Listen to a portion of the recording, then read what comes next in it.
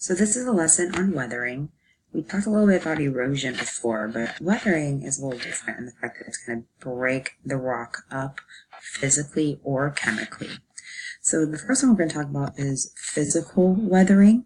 Your physical weathering is going to be, something is going to manually or physically break down your rock. And the things that are going to change that are temperature. Remember, when temperature changes, it expands and constricts. Pressure changes, plant and animal actions, including us, water and ice, wind and gravity. So these are all things that are going to take your rock and cause a change in shape. So temperature, what's called ice wedging, causes the rocks to physically break apart. Water gets in, so it rains and the water gets in and causes, and once it freezes, it expands.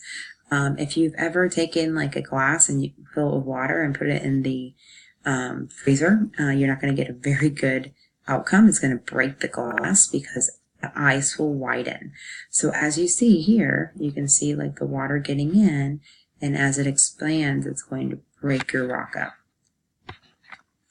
Animals. So animals, including ourselves, humans, many animals will burrow. We don't burrow, but we will build things and break stuff down physically. But animals will burrow into the ground. So prairie dogs are an example, earthworms are an example, and gopher tortoises. They live on dry land, and they'll dig into the soil, creating a home for themselves, and so they're warm at night. Gravity. So mass movements is caused by gravity. The triggering event sets the event in motion. So usually something will get this. So get this started. A lot of people know that earthquakes cause it, but also oversaturated rock or hurricanes, anything that it's physically going to cause the gravity to take effect, and it causes a landslide, which essentially is just like rocks moving down. And oversaturated would mean like it's really, really wet, like with rain. Plant growth. So a plant, somehow a seed got in here in water, and then as it grows, the roots and then the plant itself will put pressure on the rock and crack it. Chemical weathering. So that was all the physical. So now we're talking about chemicals. So when you take a look at the molecules, something is going to change the molecular structure. And these are those things. So chemical reaction, chemical weathering. Oxidation is the first one. So when you think of oxidation, think of oxygen. So oxygen in your air or water will cause the weathering to occur. The biggest hint of that will be a change in color. Your rock will turn a red iron color because of rust. So when your rock combines with oxygen, it will change into a red color. Another example is acid precipitation or acid rain.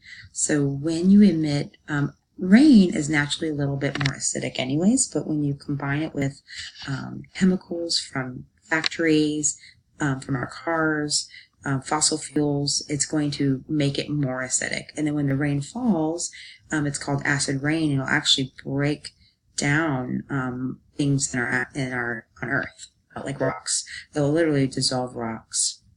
Acid precipitation acid can also be produced by certain living organisms. But most of it will come from your acid rain. Salt. So salt from the ocean will cause weathering by it literally eat away at the rocks. This is an example of, you have salt water that comes in, the waves are crashing in, and they cause chemical weathering. All right, so let's take a look at erosion. We talked about erosion in class, but again, it's where sediment and other materials are moved from one location to another. So the actual movement of your rocks and sand is erosion, and deposition is where it ends up. So where the eroded materials are moved. So here's a picture of a delta. So as the river is coming through, it's picking up all the different materials, and then when it slows down, you get your delta, and that's the deposition, which is right here. So that's it. I hope you guys had a good time learning about weathering.